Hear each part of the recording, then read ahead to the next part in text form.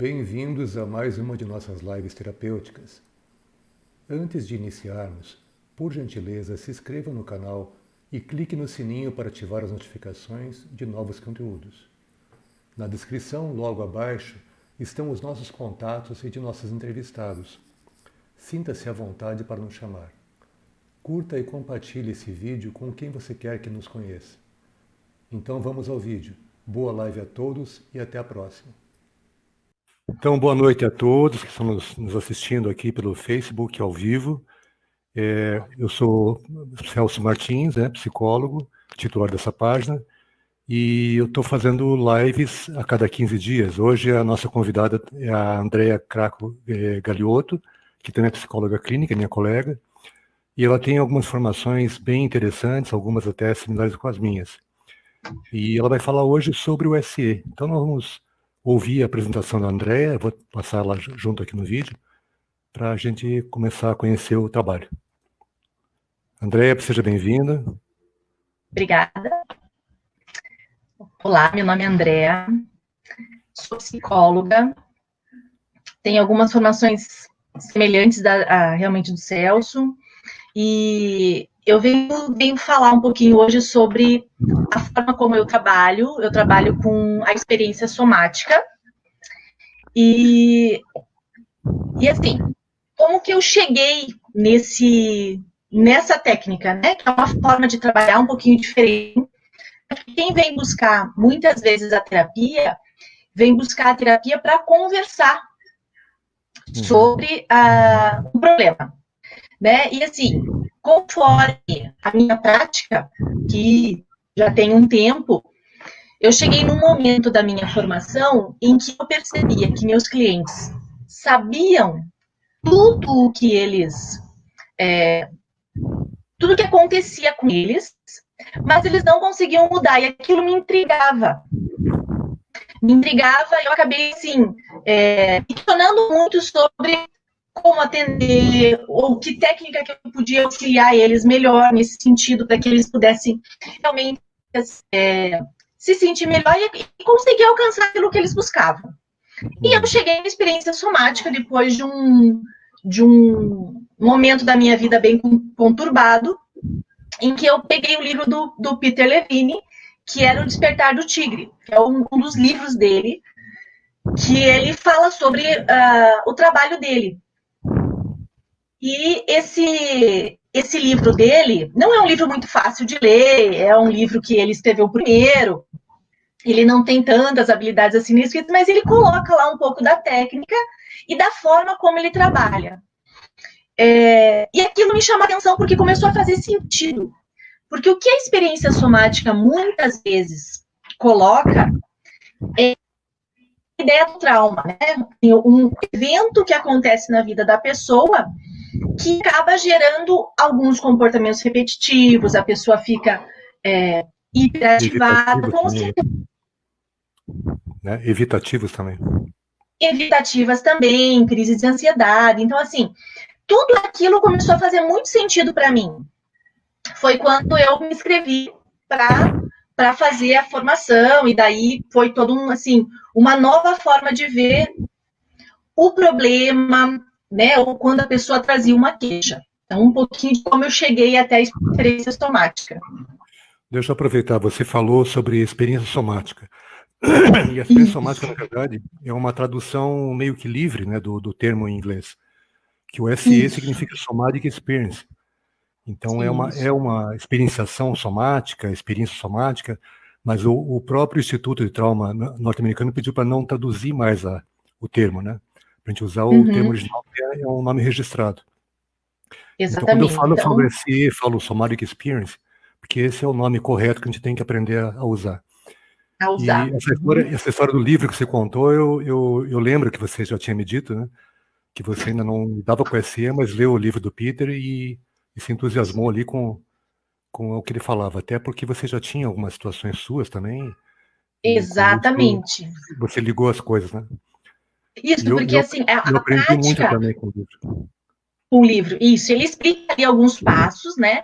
E ele até dá alguns exercícios ali, que é muito legal de você entender, assim, é um livro muito bom para as pessoas entrarem em contato e com a técnica e poderem ampliar a sua visão, porque uma coisa muito importante da experiência somática é que eu costumo dizer isso no meu atendimento, eu nem uso a palavra trauma, eu uso o evento, a situação, que a situação que causou o impacto é o impacto na fisiologia, isso que é uma sacada do Peter Levine nesse sentido, né, que não está no evento, mas está em como que aquilo impactou a fisiologia da pessoa.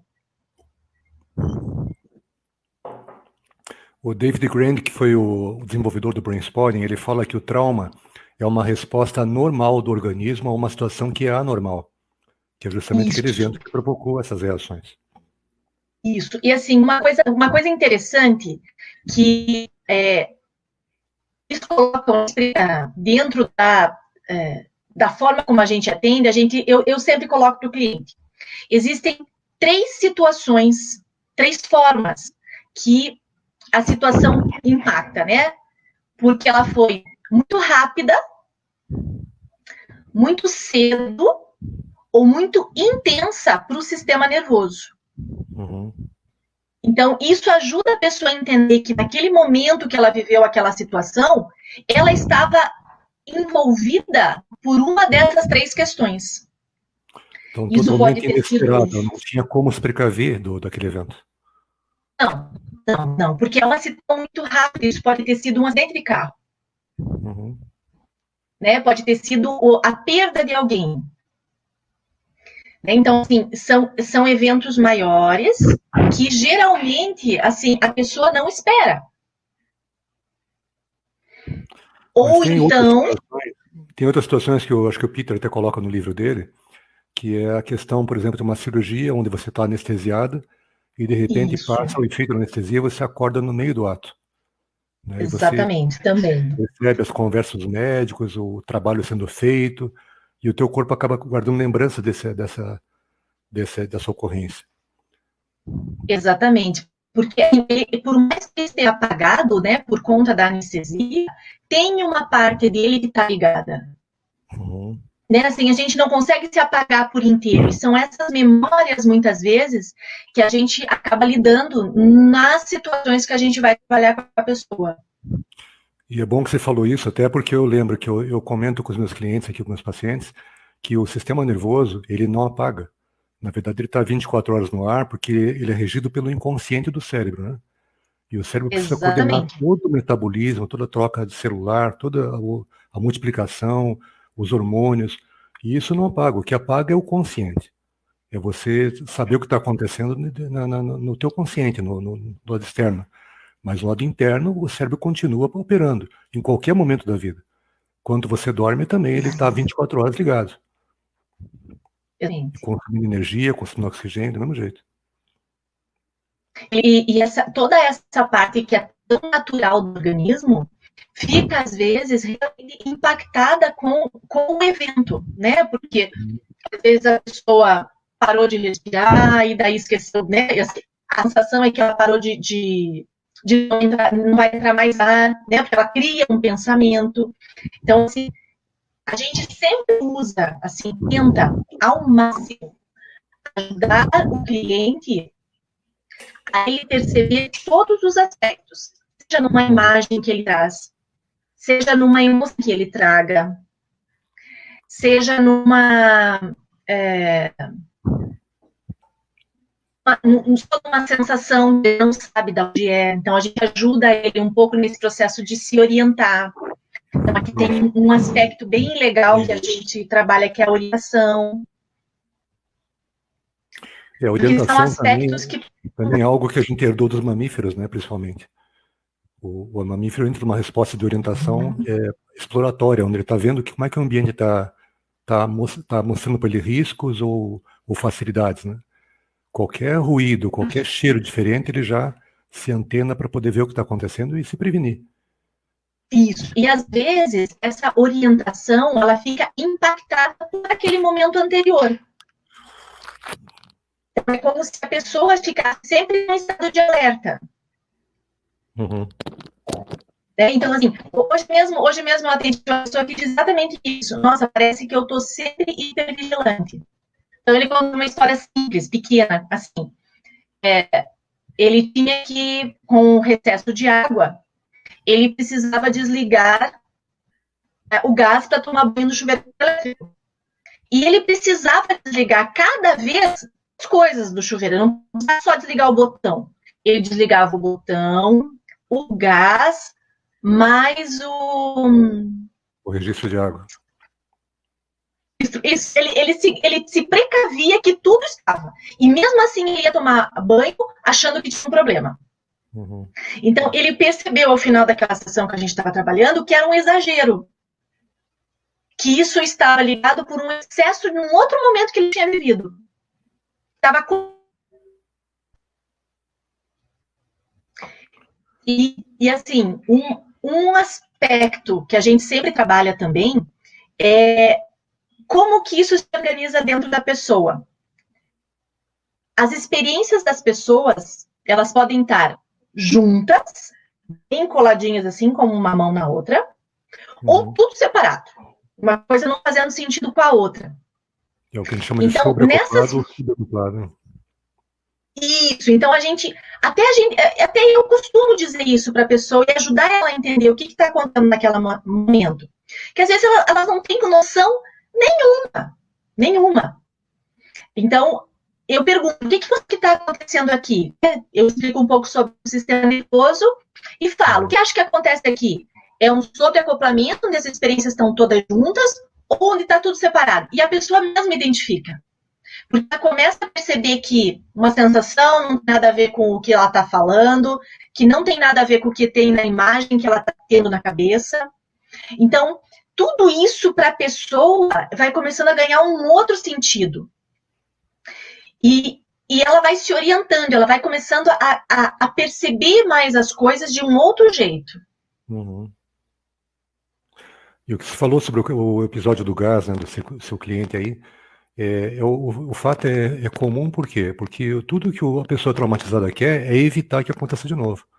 Então ela fica o tempo todo tentando se precaver para que isso não aconteça. E muitas vezes não tem calma, não tem a paciência de ver que está tudo em ordem. Ela continua com o medo que aquilo aconteça.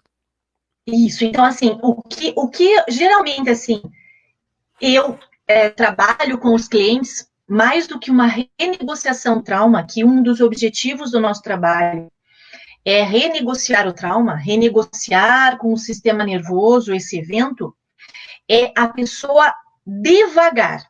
Eu acho que aqui tem uma palavra bem importante dentro do nosso trabalho, que é devagar. A pessoa precisa ganhar confiança em sentir e perceber que vai ficar bem. Uhum. O evento, aquela memória, aquela sensação é tão desconfortável para a pessoa, pode ser um batimento cardíaco acelerado, pode ser uma falta de ar. E quando ela não falta de ar, por exemplo, e se ela tem tempo, ela percebe a respiração naturalmente, ela pode respirar, isso dá uma força para ela. Ela se sente muito empoderada. André, deixa eu só te colocar uma coisa. A tua imagem está congelando de vez em quando e a tua voz também falha, que eu acho que tem um problema aí de conexão, tá? Então não sei se as pessoas estão ouvindo direito o que eu estou falando. Entendi. Você mudou de lugar para ficar mais próximo do roteador, mas talvez tenha ficado um pouco difícil aí. Então vamos tocando, tá? O que você falou agora é muito importante também. Isso, porque assim, o que a gente quer dentro do trabalho é que realmente a pessoa possa se sentir empoderada. E empoderada para continuar sentindo. E assumir que ela tem um corpo, né? Porque muitas vezes as sensações são tão grandes que ela nega, ela não quer saber. Aquilo está incomodando, mas ela está tudo na cabeça. Quando você pergunta onde é que você está sentindo isso no corpo? Ah, na minha cabeça. Mas presta bem atenção, como é que está a tua pulsação cardíaca? Como é que está a tua respiração? Aí ela começa a olhar que ela tem para baixo do pescoço, tem alguma coisa, né? Ali na cabeça. Isso! Exatamente. E E quando a pessoa, de alguma maneira, percebe que existe um corpo maior, né? Porque, assim, isso é uma coisa que eu digo também. Olha para o seu corpo, veja o tamanho dele. Como se ela realmente não percebesse que é um corpo grande para caber aquela experiência. Uhum. Então, por exemplo, né? Então a pessoa diz lá que tem uma dor no peito. E a gente trabalha essa dor no peito para ela perceber o peito maior. E a dor vai cabendo. Então a gente ajuda a pessoa a perceber que tem esse espaço dentro, sabe? A gente quer criar esse espaço dentro dela. E é interessante, né? Eu se conheci em 2017 lá na Bahia. Nós fomos fazer juntos aquele curso lá do Raja Selva, né? Do Raja Selva, Sim. da psicologia somática integral. E aí eu soube também que você tinha uma formação em Body Dynamic. E a Body Dynamic, não sei se Isso. você quer comentar, ela tem um paralelo com o trabalho do Peter, né? Do Peter Levine, só que ela lida mais com outro tipo de trauma, né? O Peter é mais É um trauma de choque desenvolvimento. e ela é trauma de desenvolvimento. Isso. Então, ela estuda todo o comportamento da musculatura em relação ao evento, né? Isso, porque na verdade é assim, Peter Levine e Elizabeth Marsh, que é da Body Dynamic, eles trabalharam juntos uma época. E, de alguma maneira, eles começaram a estudar coisas diferentes, né? Eram traumas, mas de aspectos diferentes. E Lisbeth, assim, tinha como parteira todo um trabalho em cima disso.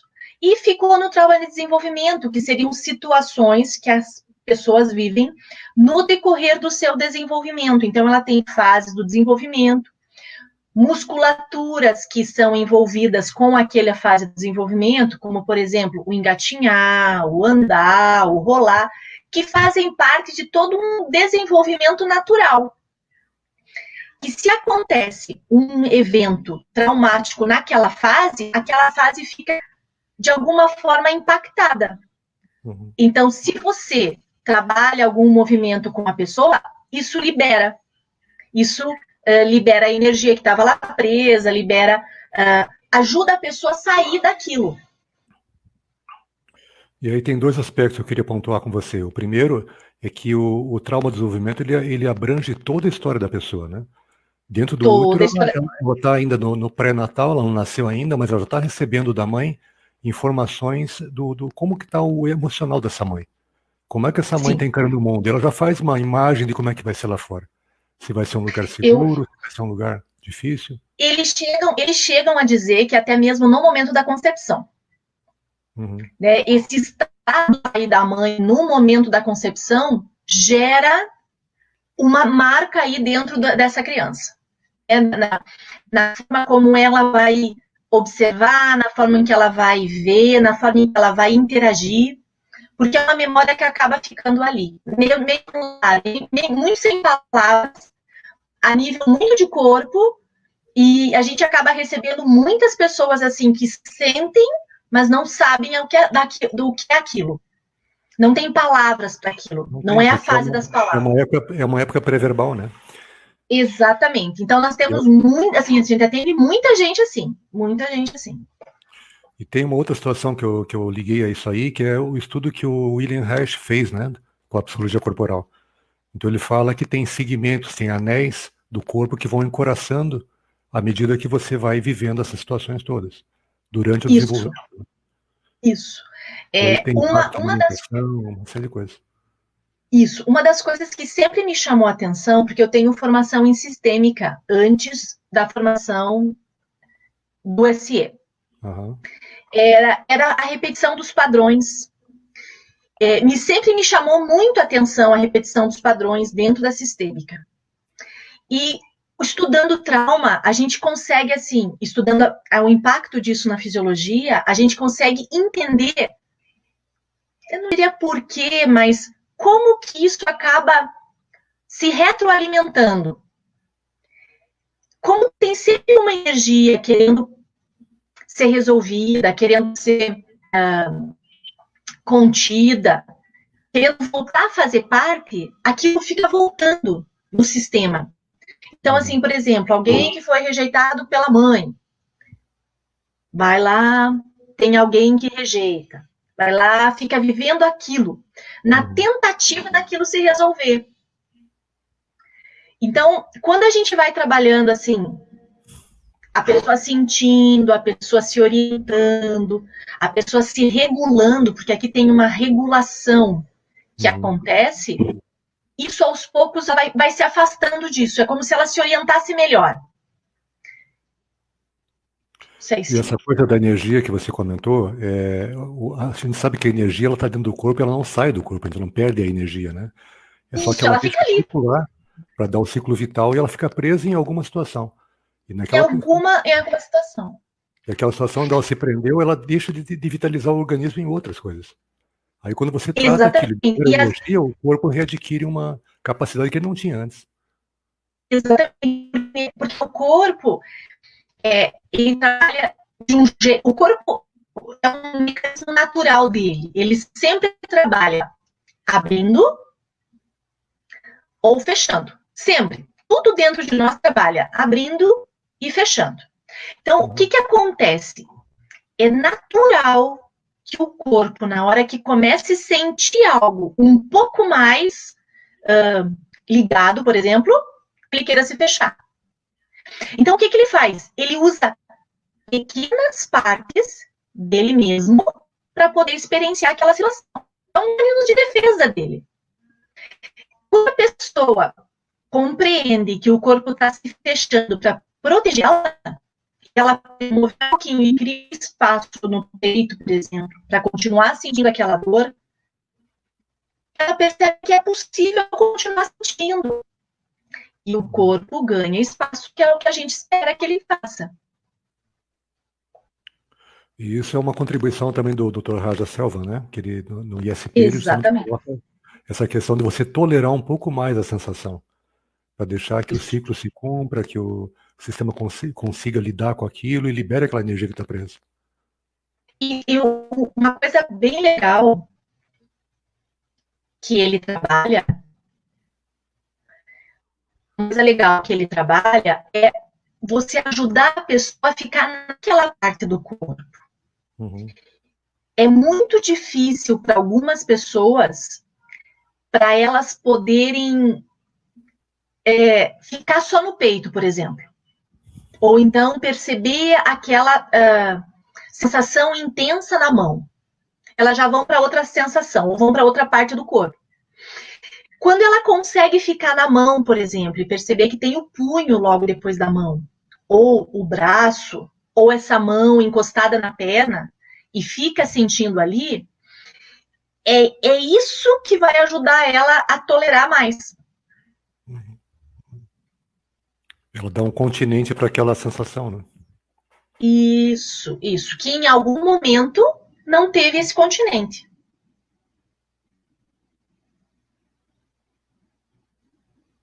Para o corpo se fechar foi uma coisa muito forte que ele realmente não teve recurso. Ele se fechou para se proteger, para manter a vida, né? Isso, e assim, uma coisa que você está falando aí que é legal é a questão do recurso, né? A gente fala assim, aquilo que aconteceu naquele momento era um momento que não tinha ninguém para ajudar aquela pessoa. Geralmente, essas situações mais impactantes, mais difíceis, são momentos que as pessoas ficam sozinhas. E é esse estar sozinho que, para nós mamíferos, é extremamente desconfortável. Sim, desregulador, né? Porque nós nos regulamos em bando.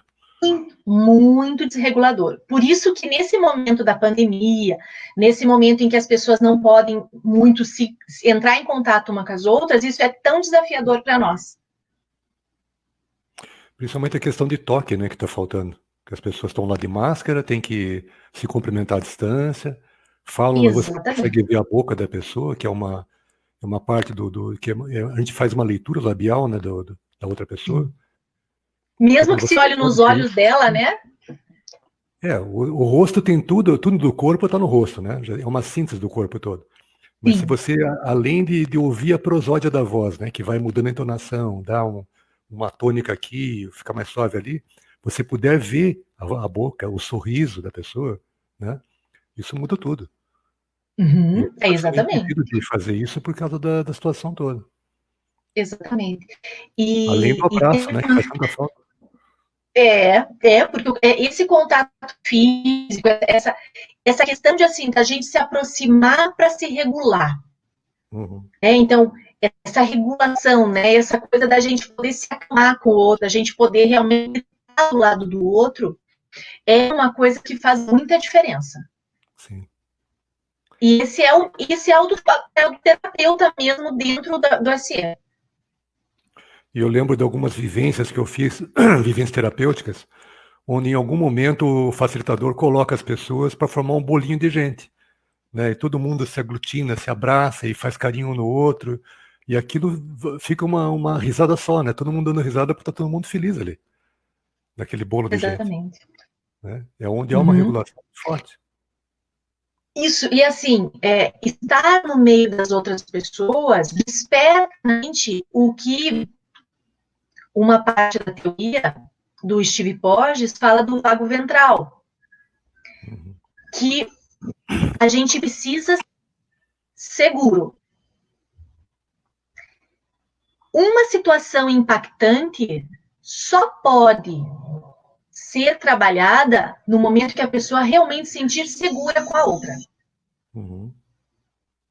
Quando ela não vai se sentir julgada, quando ela não vai se sentir ameaçada, nem pelo olhar do terapeuta, nem pela distância do terapeuta, mas essa questão da segurança, que ela vai estar na frente do outro e vai se sentir segura. Você falou de vago ventral e acho que as pessoas não sabem do que você está falando, então deixa eu explicar um pouquinho. Nós desenvolvemos o sistema nervoso autônomo com dois ramos principais, né? O ramo simpático e o ramo parasimpático. Não é o antipático, é o parasimpático. Então, o simpático é um acelerador do sistema que nos coloca em energia para poder reagir a alguma situação, e o parasimpático é aquele que nos acalma ou nos paralisa, num caso extremo, né? Porque o parasimpático tem dois ramos também. Tem um ramo mais primitivo, que é o vago dorsal, que vem lá dos peixes cartilaginosos da pré-história, né? Quando não existia nem oxigênio na água, e precisava baixar o metabolismo, precisava trabalhar com baixa energia. E o vago ventral, que já é a origem mamífera, que tem a ver com o vínculo com outros da mesma espécie. Não sei se expliquei direito aí. Não, é isso mesmo. E assim, a gente que trabalha com essas situações impactantes, eu costumo dizer assim para o meu cliente, quando eu estou explicando sobre o sistema nervoso, que o nosso sistema nervoso tem 3 reações naturais: lutar frente a uma situação, fugir frente a uma situação ou congelar. Quando ele não pode nem fugir, nem lutar, ele congela. Então, quando a pessoa vai sentindo, vai experienciando mais aquilo que ela está podendo tolerar, ela vai passar por essas fases. Ela vai perceber o corpo mais agitado, querendo correr, ou ela vai querer perceber claramente a vontade de se afastar, ou então de se esconder. E quando ela percebe que teve uma situação que ela não pôde fazer isso, muitas vezes vem o congelamento, que é essa coisa do corpo muito parado, muito gelado. Né? Os clientes chegam dizendo, nossa, quando você falava do congelamento, eu não achei que fosse gelado. Eu falei, não, é gelado mesmo, você sente esse frio. E é um pouco disso que a gente mesmo, exatamente, é uma mudança realmente na temperatura do corpo. E aí eu quero voltar um pouquinho, você falou da necessidade de sentir segurança, né, frente ao terapeuta. Então, quem vai trabalhar uma situação dessa, que está atrapalhando a vida, está freando, né, tudo que a pessoa poderia ser, todos os potenciais dela estão lá parados, congelados no tempo e aguardando uma oportunidade, ela vem normalmente com uma reação simpática, ela vem atônita, ela vem desconfiada, né, ela vem sem saber o que ela vai encontrar ali dentro.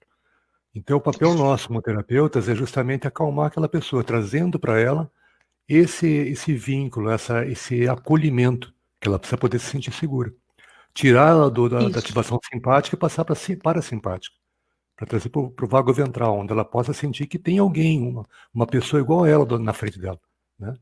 Que vai ajudá-la a passar por aquele processo de uma forma muito mais tranquila do que ela imagina. Isso. E aí, né? aí eu vou tocar naquele assunto, né? Você queria falar muito da delicadeza com que o EC trata as situações todas. Eu acho que aí deixa para você comentar.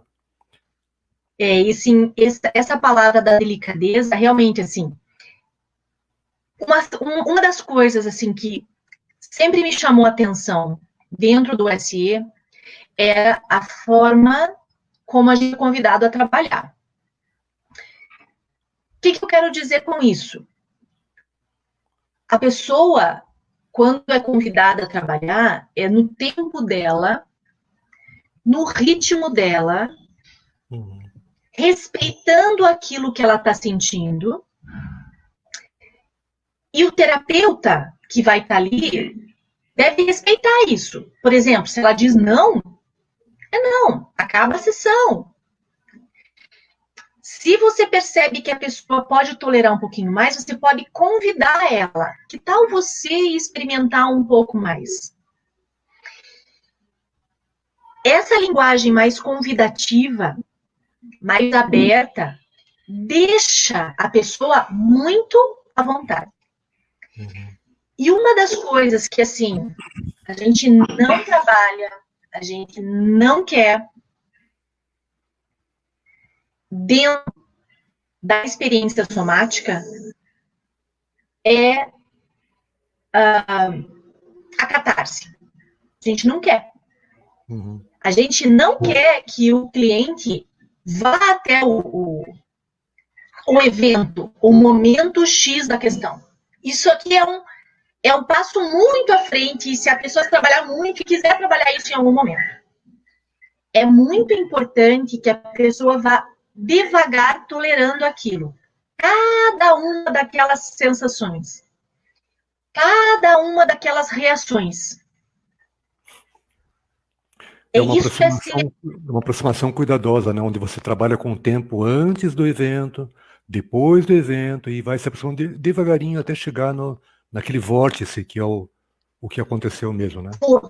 Isso, a força daquilo. Exatamente. Muitas vezes é essa força que fez a pessoa ficar tão desesperada em algum momento. Tão desamparada. E essa aproximação gradativa que faz a pessoa conseguir desenvolver recursos, né? Para poder lidar com aquilo. É o que a gente fala no SE do coxo, né? Ou do recipiente. Onde a pessoa, quando está sem nenhuma experiência ruim, ela tem um coxo enorme, ela tem curiosidade por tudo, ela consegue se orientar para tudo que é lado, ela tem reações assim muito naturais e escolhas do que fazer em cada situação. E à medida que ela vai sofrendo repressão, ela vai sofrendo todas as dificuldades, esse recipiente vai diminuindo, até o ponto que ela chega só na luta e fuga, é a única reação que ela consegue. Né? E o trabalho do EC justamente é esse, é de retornar ao tamanho aos poucos, né? E pulando de camada até voltar ao que a gente tinha no início. É isso, André? E assim, é isso aí. E quando você fala assim, essa coisa de ajudar a pessoa a ganhar esse coxo, de ser uma camada de cada vez, esse tempo da pessoa leva um tempo. E ela vai se percebendo diferente, ela vai se percebendo mais orientada, ela vai se percebendo com mais pé no chão, literalmente mais presente, né? Desconfiando, às vezes, nossa, ou às vezes a pessoa diz assim, nossa, eu não estava ouvindo, agora eu comecei a ouvir.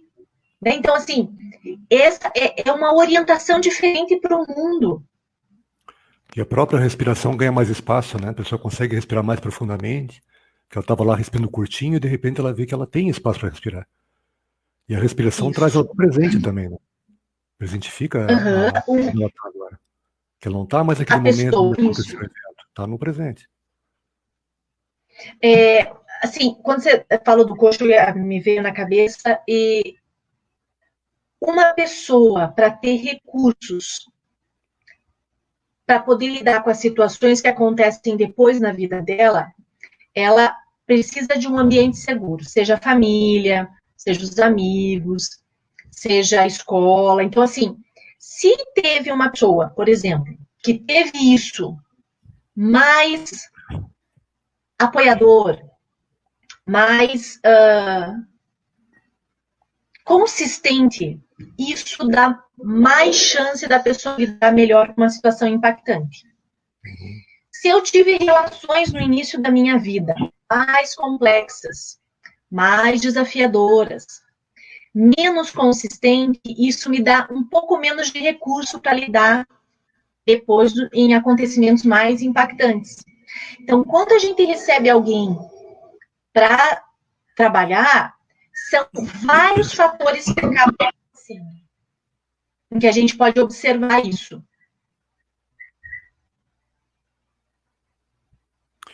E aí você me lembra também uma coisa que às vezes eu gosto de lembrar aos meus pacientes, né? Quando a pessoa vem falando que ela está sentindo um monte de coisa, ela tem um monte de lembrança ruim, que ela tem pesadelos, tem isso e aquilo, eu digo, olha para você está aqui vivo, você sobreviveu a tudo isso. Né? De uma forma ou de outra você conseguiu, você é um vencedor. A gente só tem que agora limpar os estragos que foram feitos, os efeitos do estrago, né? Você não pode voltar atrás e remover aquele evento da vida da pessoa, nem as memórias que ele teve. Mas você pode mudar a forma como ela percebe as memórias, a forma como ela lida a partir dessas memórias com a vida dela hoje em dia. Exatamente. Então, e a gente... Isso, e a gente trabalha muito isso para a pessoa tolerar aquela sensação. Né? Porque, assim, às vezes ela vai estar em contato com pessoas que ainda despertem nela sensações semelhantes. Então, a gente espera que a pessoa, com o passar do tempo, possa se regular e se orientar no aqui e agora. Porque a memória, a mudança da fisiologia, muitas vezes deixa a pessoa presa em uma única reação. A pessoa está sempre brigando. Ou a pessoa está sempre paralisando frente a uma situação nova. Ou aumentou um pouco o nível de estresse, a pessoa já não consegue lidar com aquilo. Então, quando a pessoa tolera um pouco mais o nível de estresse, pode tolerar mais um desconforto, ela consegue lidar com a situação do aqui e agora. E outra coisa importante para considerar é o seguinte, que as pessoas não conseguem entender o que está acontecendo com elas. Né? Isso, elas não conseguem. Elas vão entender no consciente, mas tudo que está acontecendo é no inconsciente, é abaixo do córtex, né? No sistema límbico, abaixo do córtex, no corpo. Isso, então, isso. Só não vai ter consciência. Não, e assim, o legal é que a gente convida para ser algo mais devagar. E essa é uma outra coisa da delicadeza. Como o sistema está muito rápido, muito rápido, muito rápido, muito rápido, e você convida ele um pouco mais devagar, ele começa a dizer, espera aí, isso aqui está diferente.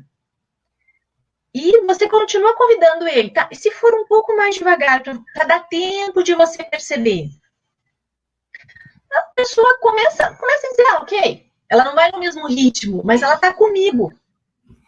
E isso é bom para a pessoa. Ela começa a sentir algo bom nesse sentido. Assim como também tem um outro lado, por exemplo, tem alguém que está muito ativado e você diz, ok, vou ficar com você aqui. Que não adianta você só relaxar a pessoa, mas que ela possa tolerar todo aquele desconforto. Depende muito de pessoa para pessoa. O relaxamento que você citou agora não é uma forma da pessoa se sentir confortável com aquilo, não é isso. Não é uma coisa que ela vai tranquila, fazer uma meditação e vai relaxar. Mas é simplesmente trazer ela para o sistema parasimpático, que é onde acontece a cura. Porque no modo de sobrevivência, que é o simpático, você não consegue fazer isso. Então você tem que trazer ela para o parasimpático, mudar o ramo do sistema nervoso, para que ela consiga sentir e consiga perceber o que está acontecendo com o organismo dela, com a fisiologia dela. E assim, exatamente. Sempre que alguém estiver no modo de defesa, e o modo de defesa é lutando, fugindo ou congelando, sempre. Não há aprendizado novo. Sempre que a pessoa estiver ligada nesse modo de defesa, não há aprendizado novo. Ela está se defendendo. Então, muitas vezes, durante algum tempo das sessões, você ajuda o sistema a sair desse modo de defesa. E quando ela sair do modo de defesa, vai possibilitar ela trabalhar uma outra coisa.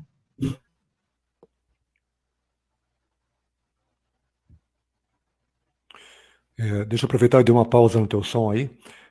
O que você falou é bem interessante. Por que o organismo está no modo de defesa, né? Porque ele está achando que aquela situação persiste.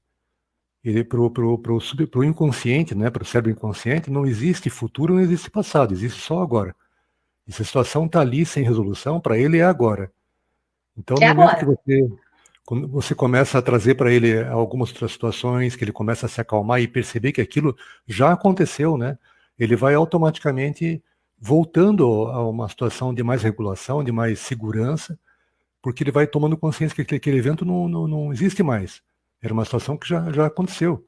Ele não superou porque ele ficou congelado, ele ficou preso na situação, emocionalmente, somaticamente. Né? Vou te contar uma história. Uma vez eu atendi uma pessoa.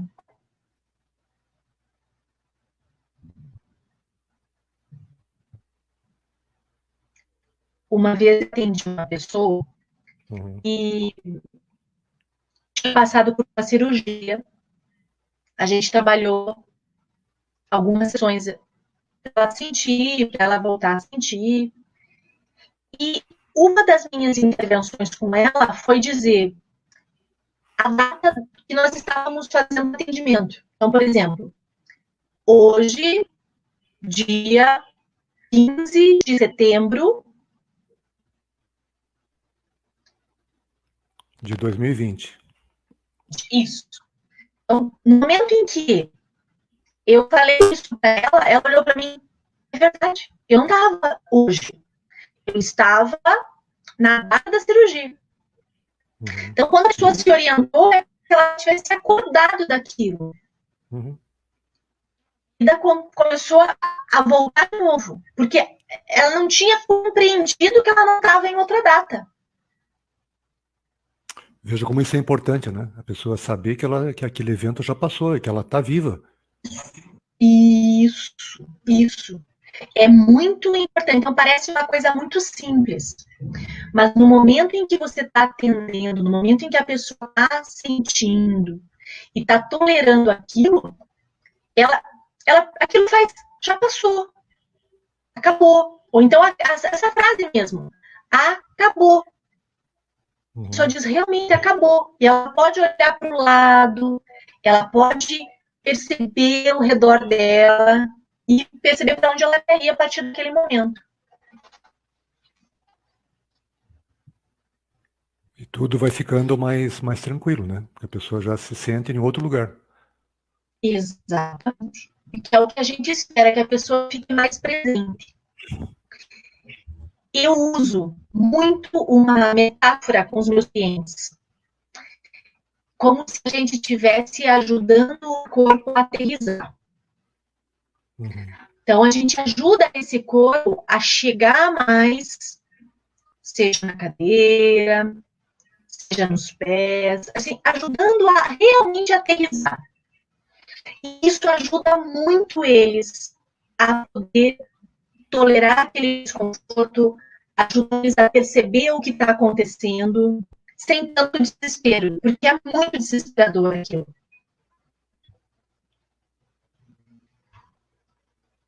Foi uma situação que envolveu, às vezes, risco de vida, né? Geralmente são situações muito, muito delicadas e que ameaçam a vida. E mesmo no trauma de desenvolvimento, né, que você comentou lá, existem situações que a gente coloca em termos de ataque inescapável, né? Uma criança que sofre abuso de parentes, que é muito comum, né? O pai, o tio, o avô. E às vezes a figura feminina não consegue tomar atitude nenhuma porque ela vai contrariar aquele homem que é violento, né? E a criança fica se sentindo suja ao mesmo tempo que ela está permitindo, né, que isso aconteça, porque ela não pode contrariar, que ele é um adulto que deveria estar cuidando dela e está abusando dela. Então, cria toda uma série de contradições dentro da pessoa, e isso vai ficando preso, e isso reflete na vida dela de uma série de formas. Isso, então, assim, e geralmente, assim, essas situações que se repetem mais do que uma vez são muito desconfortáveis para a pessoa, porque quando está tentando, já vem uma outra situação. Então, esses casos demoram um pouco mais, dessas situações, assim, demoram mais tempo para serem organizadas no sistema, porque foram muito cedo para a pessoa. A pessoa não tinha, a criança não tem recurso para lidar com as coisas, ela precisa de um adulto, ela precisa de um continente maior, seja da família, da escola. Então, se você tem pessoas que realmente apoiem, um pouco melhor, mas a gente sabe que dentro dos contextos da família, a gente não consegue abranger tudo isso. Por melhor pai, melhor mãe que seja, você não consegue. Vai ter momentos em que ela vai viver sozinha. E a situação da pandemia agravou um pouco isso, né? Que em famílias que sofrem esse tipo de cotidiano, as pessoas todas juntas dentro de casa acabou piorando esse conflito, esse confronto entre elas, né? E assim, uma coisa Essa importante exposição. Isso é o que se faz para poder se sentir menos ativado, mesmo dentro de casa. Atividades simples você pode fazer para desgastar um pouco dessa energia, né? Gastar um pouco dessa energia de ficar peso, de ter que estar com aquela pessoa que não pode sair. Então, assim, fazer coisas simples mesmo, para poder dar uma voltinha, vai de máscara, né? Sai um pouquinho nesse sentido, mas protegido. Mas fazer movimentos para realmente ajudar o corpo a sair um pouco disso. Isso colabora muito.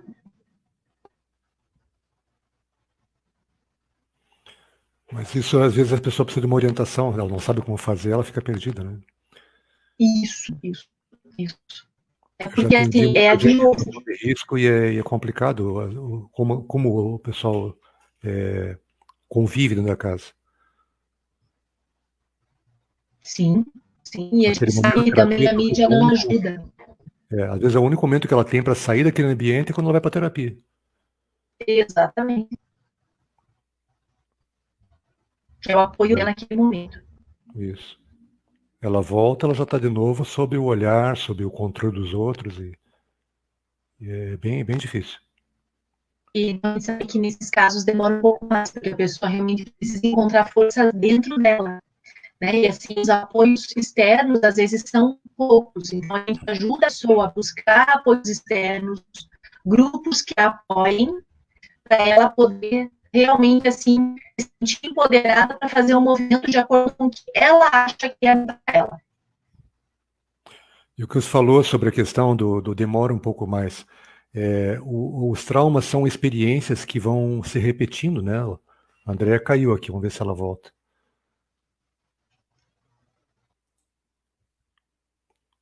Isso, voltou. Bem-vinda de novo, Andrea. Escorregou aí. Tá, eu tava comentando, né, que o trauma simples é aquele que acontece uma vez só. Um acidente, uma cirurgia. Então, ele é mais rápido de você resolver porque você tem consciência do que aconteceu, quando, como e tal. Agora, o trauma de desenvolvimento, onde situações se repetem, né, onde o convívio familiar muitas vezes é o opressor, é o estressante, isso vai formando camadas de retraumatização, né, de cronificação, onde depois realmente tem como Porque descascar. é a única experiência que a pessoa tem.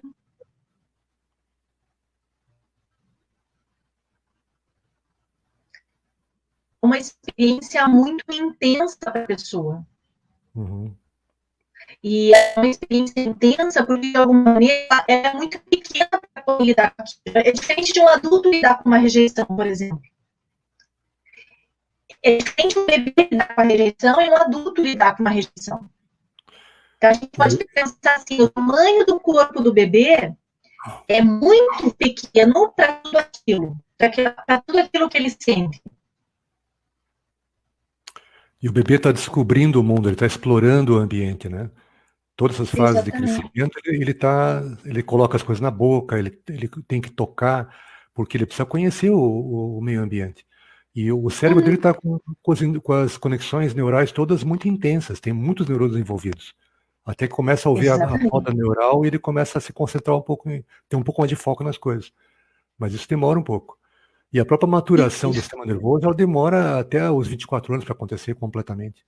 Então, quanto mais nova é a pessoa, menos recurso ela tem do sistema nervoso para lidar. E assim, a gente sabe que a importância desses vínculos primeiros são fundamentais para a pessoa ter recurso depois. Né? Ter recurso e, de alguma forma, ajudar essa pessoa a aterrar. A se sentir bem na Terra, por exemplo. O ideal sempre que a gente tivesse uma família bem organizada, né, que fosse afetiva, que os membros se respeitassem, que suprisse as necessidades. Isso seria o ideal. Mas normalmente não é isso que acontece. É que assim faz parte da vida das relações. E, sim, claro, que assim, as pessoas têm seus recursos depois, né? Que, por exemplo, a gente está falando de desenvolvimento aqui de situações precoces. Mas se eu chego na minha adolescência e eu tenho outros vínculos ou novos vínculos e que me ajudam, eu vou deixar passar aquilo que passou na minha primeira infância. Agora, se eu tenho na minha adolescência, de novo, vínculos que não ajudam, uma situação traumática naquele momento, provavelmente eu vou cair de novo naquele buraco lá no início. Mas é como você falou no início lá, né? A tendência é de repetir os padrões familiares e encontrar em outras pessoas alguém que corresponda àquilo que a gente já viveu. A gente se identifica com aquilo, né? E traz pra gente isso. E uma situação que você viveu... precisa ser resolvida. E um momento que você recebeu o apoio de alguém, seja na adolescência, seja na vida adulta, com um companheiro, de repente, que é compreensível, que vai te apoiar, isso ajuda você a viver o momento presente. Mas o que for para trás está lá marcado. Enquanto não foi trabalhado, você está guardando essa informação. Né? Isso que é tão importante. Eu gosto muito, e uso muito, Diane Keller também é uma narcisista e trabalha com vinho.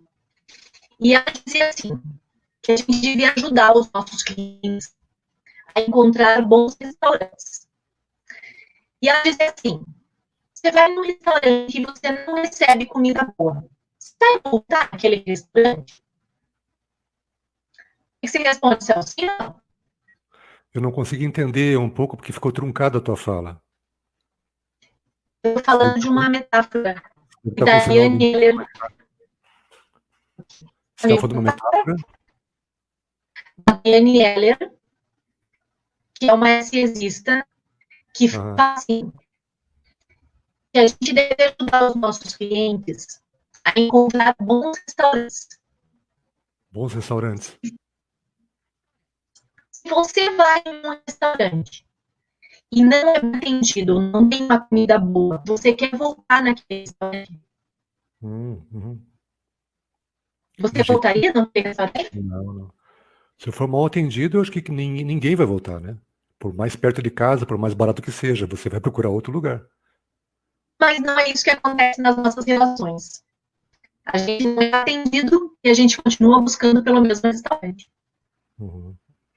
Então, a gente ajuda a pessoa a perceber que tem outros restaurantes, outras pessoas, outras comidas. Isso, assim, ajuda a pessoa a desfocar daquilo. Naquele restaurante, ela quer pegar uma coxinha gostosa de um lugar que vem só empadinha. Ela não vai conseguir, ela não vai saber isso.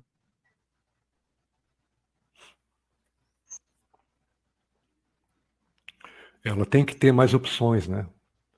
Normalmente a pessoa que está presa, ela não tem opções, ela fica muito presa porque ela depende de alguém. Quanto mais traumatizada, mais dependente ela fica dos outros. Ou mais reativa às situações também, né? Aí às vezes ela não quer apoio de ninguém porque ela acha que todo mundo vai machucá-la.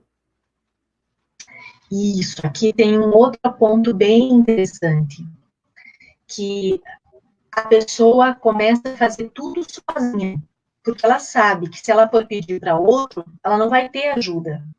Então, aqui a gente sabe que tem uma situação impactante, não vou chamar de trauma, mas que tem algo aí que desencadeou essa pessoa fazer tudo sozinha. Normalmente é situações de negligência, né? Quando ela foi meio que abandonada, ela teve que se virar. Mais ou menos. A imagem que ela tem, No então ela não fundo pode de contar para pano. ninguém. Não, estou Isso, trazendo um isso, exemplo, pode ter outros, né? Mas isso. Esse é um bem clássico, né? uhum. E não é tão incomum que isso aconteça, né? Porque as pessoas não sabem como lidar com o bebê. O bebê não tem manual de instruções, já se diz por aí, né? Então, quando chega o Nenhum bebê, tem. é uma primeira experiência, muitas vezes tem que se apoiar nos pais, né, nos avós, das crianças, para trazer um pouco da experiência deles, que muitas vezes não serve mais, porque é uma experiência antiga que não tem mais referência com o que se faz hoje. Mas o principal que tem que ter é um vínculo, né? É criar um ambiente acolhedor para aquele bebê que está chegando, para ele sentir que ele é amado. Ele tem que ser olhado, ele tem que ser tocado, né? E isso vai criando nele toda uma situação de vínculo que ele vai se sentir seguro. É isso mesmo, é isso mesmo. É a segurança que a gente está falando, que a gente quer que a pessoa retome ao longo da vida, sua segurança pessoal. Segurança que ela talvez não tenha tido na época da infância. Ao longo do desenvolvimento dela como um todo mesmo. Uhum. É isso. O que mais você quer trazer, André? Além desse. Nós estamos chegando já em quase uma hora de live. A gente pode ficar aqui. Se tiver assunto, a gente vai espichando. Eu acho que dentro daquilo que eu trabalho, né, assim, que você conhece um pouquinho do trabalho também, eu acho que é isso, que assim, é uma abordagem delicada, onde a gente não trabalha, não quer que a pessoa vá em nenhum momento para a situação, né, que a gente quer que ela realmente tenha recursos para trabalhar aquilo. Uhum. Porque é um pouco disso, assim, é passar um pouco desse trabalho que é um pouco diferente daquilo que as pessoas buscam mesmo, na terapia, buscando falar sobre o problema e elas vão entender que vão ser levadas a sentir e como que isso pode ajudar elas. É uma visão um pouco diferente daquilo que as pessoas estão acostumadas a ver e a ouvir, e até mesmo experienciar dentro do contexto terapêutico. Você comentou no início que a tua formação é em sistêmica, né? Que é uma área da psicologia, que lida principalmente com a relação familiar e tudo mais. A minha formação, eu tive o estágio em Gestalt, terapia, e depois eu fiz uma especialização em psicologia analítica, né? Que é o trabalho do Jung. Mas isso tudo é verbal, né? Que o trabalho de análise e tudo mais é verbal. Você vai pegar as histórias da pessoa, vai trabalhar com o consciente dela. E o que a gente trabalha nas situações, nas terapias somáticas, né, seja o SE, seja o Brain Spotting, seja o ISP, seja a Body Dynamic, seja o EMDR, são formas de lidar com o corpo, porque no corpo estão as memórias, né? No inconsciente, não está no inconsciente. E se você fica falando com o consciente o tempo todo, vai levar muito tempo. É uma terapia que vai funcionar? Vai, mas ao longo de muito tempo a pessoa vai ter que se perceber, ela vai ter que alterar comportamentos, né? E ao passo que se você libera algumas energias que estão presentes no corpo dela, ela vai ter uma liberdade maior para tomar decisões, ela vai ter uma disponibilidade de escolhas para fazer, que antes não estavam disponíveis. E quando a pessoa percebe que ela pode não sentir mais aquilo que ela sentia frequentemente, que ela pode se sentir bem com aquilo que ela está vivendo dentro dela, porque é uma experiência de dentro, não é fora, isso é muito tranquilizador para ela. Além de falar que como a gente vai direto ao ponto, né, a gente vai onde está a memória que está com problema, é um trabalho muito mais rápido, um trabalho mais breve do que uma terapia convencional, né? Sim. Falada. Eu costumo, às vezes, até dar um intervalo maior do que uma semana. Eu até prefiro trabalhar cada 15 dias para dar tempo da pessoa perceber as mudanças. Uhum. Até porque ela tem que ter esse tempo. A gente sabe quando eu trabalho muito com reprocessamento de memórias, né? Que é através do Brain Spotting, do EMDR. E o Brain Spotting, quando você faz uma sessão com a pessoa, muitas vezes ela vai repercutir durante meses ainda. Aquilo vai mudando dentro do sistema dela. O cérebro vai assimilando essas mudanças e vai alterando as estruturas dentro dele, né? Uhum. Então, eu hoje trabalho com sessões preferencialmente quinzenais e não trabalho com um tempo curto, eu trabalho geralmente com 1 hora e meia, que é o que você meio acho que também pratica no teu consultório. Porque a gente precisa dar Isso tempo ao depende sistema da... nervoso responder, né? É como você falou antes, não é o nosso Exatamente, tempo, é o tempo do cliente. É no tempo que ele pode dar exatamente. aquela resposta, dar aquele retorno, e efetivar aquela E que mudança. a própria fisiologia precisa fazer isso, né? Então, não é uma coisa a nível de pensamento, mas é uma coisa a nível de corpo, de fisiologia, e até mesmo de como que o ambiente também está se organizando com essas mudanças que ele está tendo. Tudo vai mudar. É isso mesmo. Okay.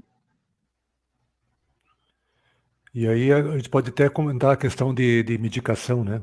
Porque hoje é muito comum as pessoas recorrerem ao médico para tomar medicação para resolver o mal-estar que ela está. E a medicação vai via química, né? Bioquímica. Então ela vai entrar no organismo, vai fazer efeito pelo sistema sanguíneo, vai chegar nos pontos que tem que fazer para inibir ou para excitar um neurotransmissor lá. Só que a velocidade desse acontecimento é muito lenta. É centímetros por segundo que o medicamento percorre, né? E o impulso elétrico ele chega a 400 quilômetros por hora de velocidade, o impulso do sistema nervoso. Então ele é muito mais rápido. Então quando você trabalha com o sistema nervoso, você está efetivando a mudança muito mais rápida. Tem medicamento que leva 1 mês para fazer efeito, Sim, o efeito sim, esperado, né? sim, Antidepressivo, por exemplo, ele demora bastante. sim. Enquanto isso a pessoa fica capengando, e às vezes com uma sessão ou duas ela já consegue retomar o ritmo dela. Ou pelo Sim, menos que é o se que a gente orientar, como espera falou. essa mudança na fisiologia mesmo. Então tá, Andréia. Tá bom para você? Podemos ficar por aqui? Tá ótimo, te agradeço o convite, te agradeço, assim, dividir um pouco dessa minha experiência, da forma como eu trabalho com você, desse nosso bate-papo. Muito obrigada. Na verdade, a gente está dividindo com todas as pessoas que vão assistir esse vídeo, né? Que Sim, tem o pessoal que sim, está no com Facebook certeza. agora. Depois nós vamos editar o vídeo, ele vai para o YouTube e vai para o Instagram também. Então vai Ok. ter muito mais gente assistindo. E aí a gente vai fazer o convite, né, para que quem não está aqui aguarde, porque vai para lá, para essas duas mídias vão receber os avisos para assistir com calma. Vai estar tudo gravadinho. E já vou anunciar a próxima, a entrevista que a gente vai fazer, vai ser no dia 29 de setembro. Nós vamos trazer aqui uma colega que eu tenho também lá de Aracaju, a Michele Carvalho, que também tem formação em SE. E a Michele fez um curso comigo, uma formação com o Ale Duarte, de Sintonizando com Crianças, em Bem 2018. legal o trabalho dele também. Uhum. Então, vai ser um complemento ao trabalho que você faz, né, daquilo, da informação que a gente trouxe hoje, Com mas para ver certeza. como é que as crianças podem ser beneficiadas com esse método todo. Né, os ciclos energéticos que a criança passa e que podem ser observados e podem ser ajudados a se completar. Bem legal, bem legal. Então, realmente vai fazer um conjunto aí interessante. Então tá bom, eu quero te agradecer, Andréia, muito pela tua disposição também de estar comigo aqui, talvez de deixar outros compromissos de lado, né? Agradecer as pessoas que estão nos assistindo e Muito pedir obrigada. que compartilhem o vídeo, né, com quem vocês acharem que precisa assistir, que precisa ter mais informação. E Uhum. saber que daqui 14 dias a gente está de volta com outra live, tá? E vamos Aí, trabalhando nesse sentido, tá bom? Muito obrigado para todos, boa noite, obrigada. Boa noite. tchau, tchau. Tchau.